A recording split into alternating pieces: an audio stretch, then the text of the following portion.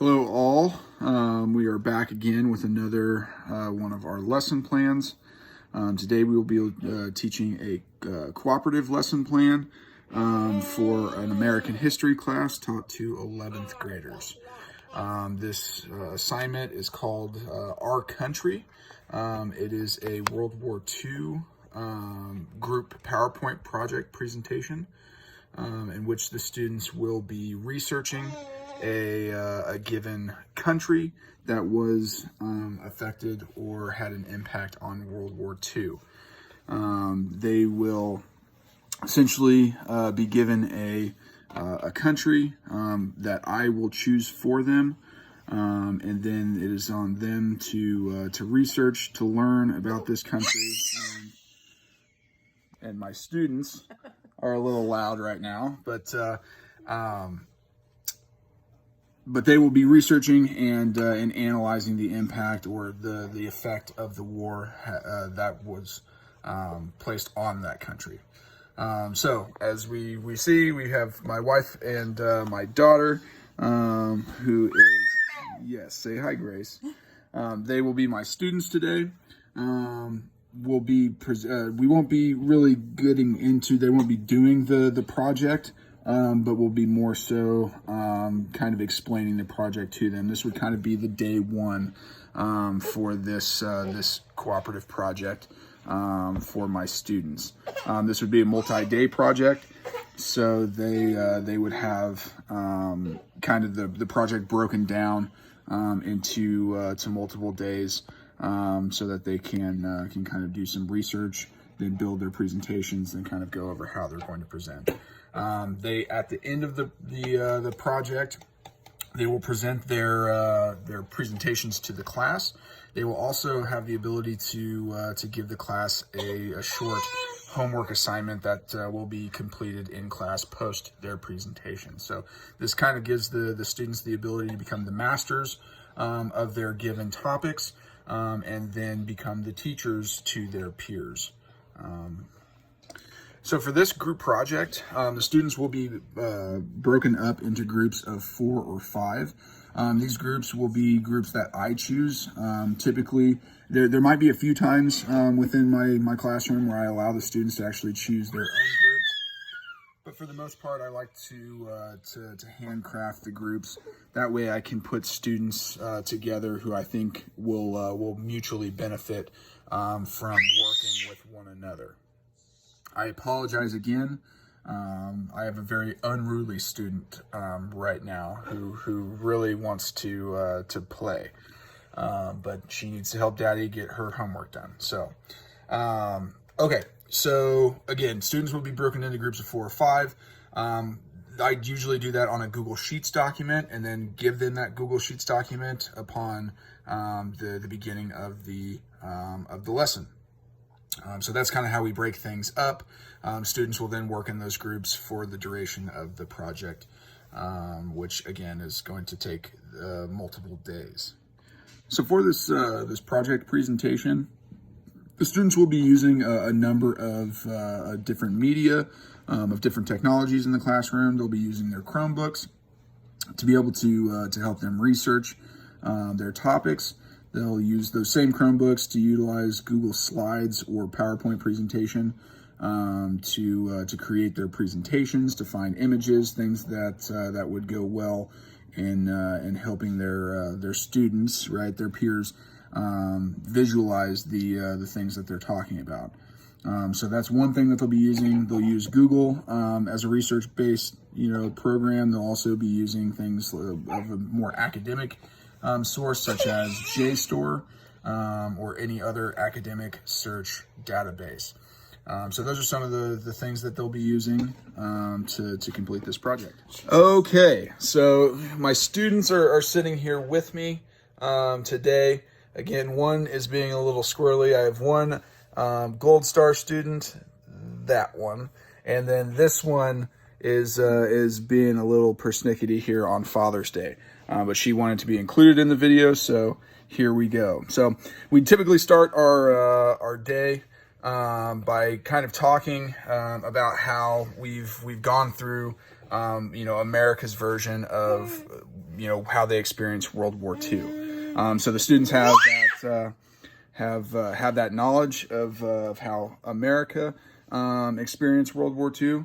But now it's time to introduce how other people experience World War II. So we would say, we're going to be starting today with a group project in which you'll be given a country. You'll be assigned a country that was involved in World War II to some degree. And it's up to you and your group members to really research and internalize the information about how that country specifically views or experienced World War II, and then to turn that around and present that to your class. Any questions?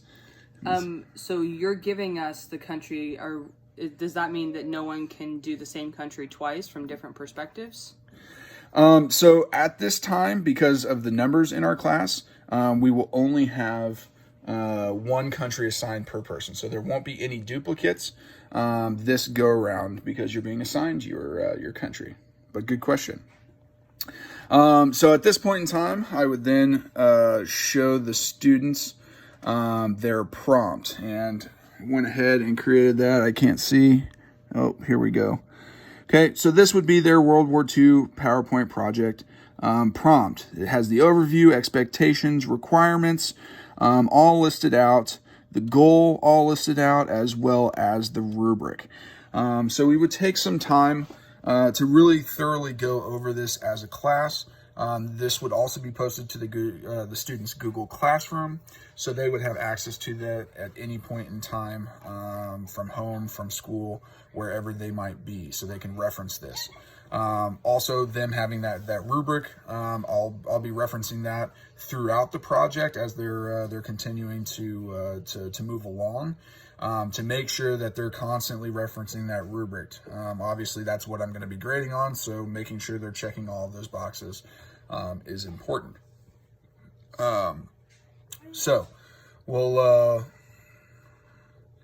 after they view that, we kind of talk about it a little ways. I will put together for them on Google Slides, or what is equivalent to Excel, their groups.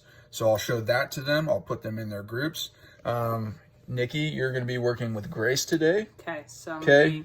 Yeah. So leading the charge here. So Nikki's here. Grace is on the other side of the couch there. What they would need to do at this point in time is they would need to gather their things up, their Chromebook, whatever they might be using for this assignment, and they would need to get together in a group.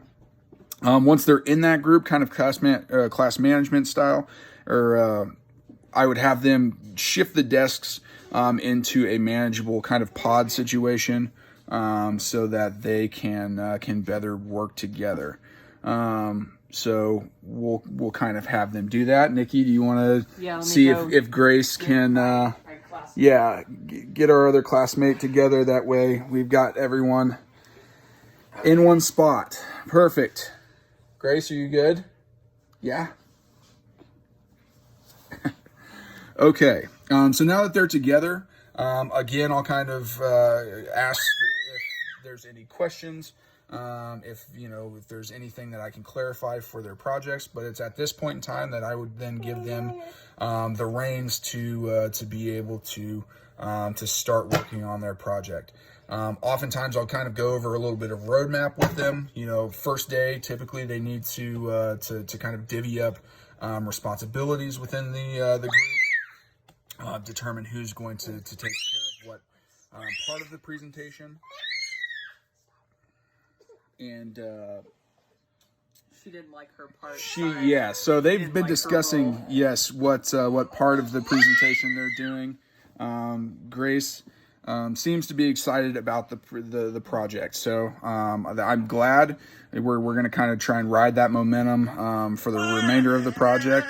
That way, hopefully, she can kind of instill that in her classmates as well, and really kind of, inspire them to come up with a good presentation for the rest of their class. But as I was saying, they would be then working by themselves, but I would come up with a roadmap, right? They need to divvy up roles, responsibilities, and then begin the research portion of their presentation. At that point, maybe the next day they would start to actually build their presentation, start to look for imagery, videos, media, things that they can use to kind of help explain their position, explain their information a little bit better. And then it's kind of, honing all of that, all of those components into a concise presentation that they can then teach to their class. And then the last component, again, may be, and I do give the students the option to actually to create an assignment based around their information that they can then give their peers at the conclusion of their presentation. So that's kind of the day one lesson plan. I know this doesn't really adapt well to this, video style of teaching. But I feel like, we have a good understanding. Is there any questions? Is there anything that you feel like I could clarify better? I'm sure it's already listed on the rubric, but is there a specific limit for the number of slides you need, or a bare minimum, maximum? Yes, that's a good question, Nikki. So if we come back to our rubric / prompt, there's overview. There are requirements that I do have the kids do. So depending on the size of the group, typically I'll proportion the size of the presentation to the size of the group. That way, they can kind of easily divvy up what how many slides they need to be doing, or what information they need to be covering. Does that answer that question? It does. Good. Grace, do you have any questions? No? Bye. Okay. I guess that's a good send-off. Grace says bye, Nikki says bye, and I say bye. Thank you.